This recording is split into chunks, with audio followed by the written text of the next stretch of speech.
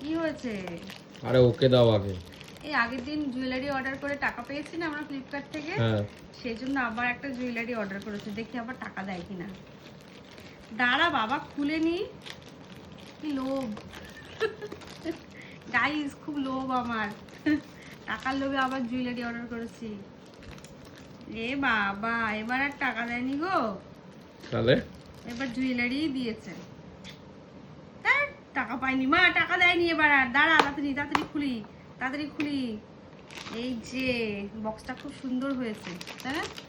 বক্সটা ওর হাতে লাগবে। না না, লাগবে না, ইয়ে আছে। কিন্তু এটা খুলবো কোন দিক দিয়ে? এই দেখো কি অর্ডার করেছি। এটা মামামের জন্য না, কেউ ভেবো না, ওর জন্য নিয়েছি। কারণ তাহলে কার জন্য নিয়েছো? এখনই ও এটা ওয়্যার করতে পারবে এটা না। কার জন্য নিয়েছো? This is for me. তোমার কি ইয়ে হবে নাকি?